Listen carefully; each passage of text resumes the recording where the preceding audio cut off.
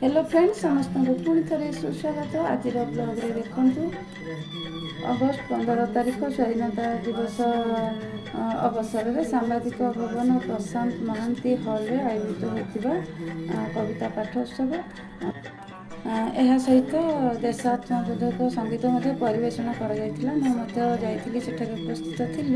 मोर गोटे कविता पढ़ी आज ब्लग्रे शुणु कविता मु शहीद स्वामीर विधवा कहूँ मु शहीद स्वामीर विधवा कहूँ मोर कवितार शीर्षक ताले शुणु आप निश्चय भल लगे।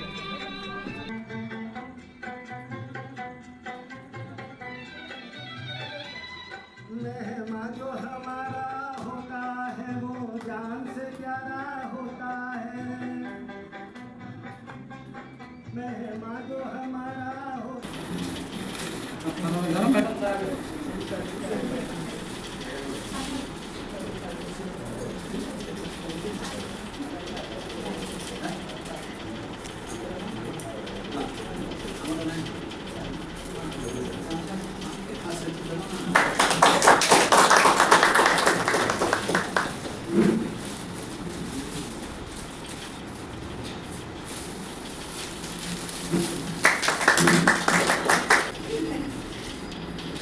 अतिथि मान की सच्चाई रहती है जहाँ दिल में है, जिस देश में गंगा बहती है। होठों की सच्चाई रहती है जहाँ दिल में सफाई रहती है। हम उस देश के वासी हैं, हम उस देश के मेहमा जो हमारा होता है वो जान से प्यारा होता है।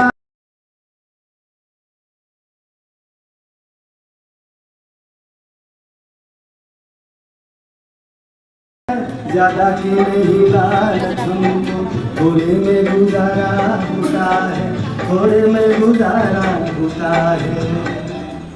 बच्चों के लिए जो धर्म है प्रभु श्री कृष्ण जन्म दिवस आज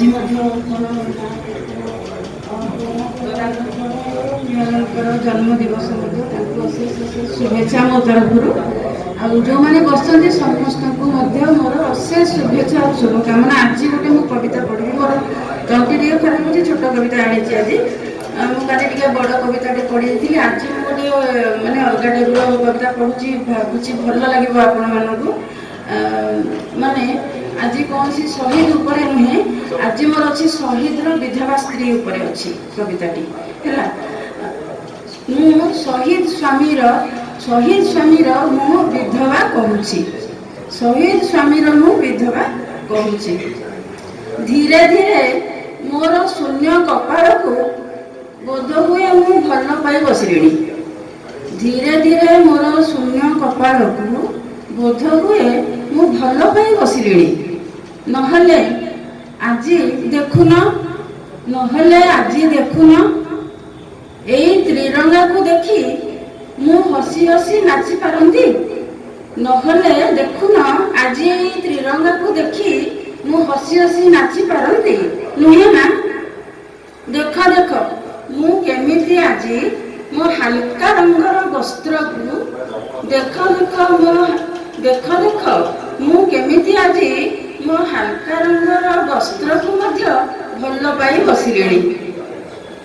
त्रिरंगा पताका तले छिड़ा होई सबु दुख को धीरे धीरे भूली गलिणी। त्रिरंगा पताका तले छिड़ा होई सबु दुख को धीरे धीरे मु भूली गलिणी।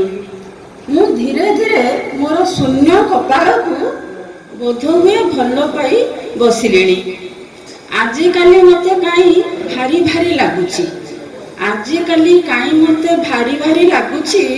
जेते सबु भिन्न भिन्न रंग, जेते सबु भिन्न भिन्न रंग मते भारी भारी लगुची। काहेकि जानिच?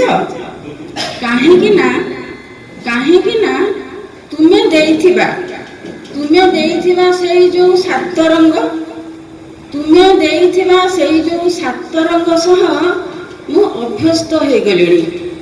तुम्हें देइथिबा सेई जो सात रंग सह मु अभ्यस्त हो गलिणी। ସେଥିପାଇଁ ବୋଧେ ମୁଁ ଧୀରେ ଧୀରେ ମୋର ଶୂନ୍ୟ କପାଳକୁ ବୋଧହୁଏ ଭଲ ପାଇ ବସିଲିଣି। ଭାବୁଛି କବିତାଟି ସମସ୍ତଙ୍କୁ ଭଲ ଲାଗିଥିବ। ଆଉ ଧନ୍ୟବାଦ ସମସ୍ତଙ୍କୁ।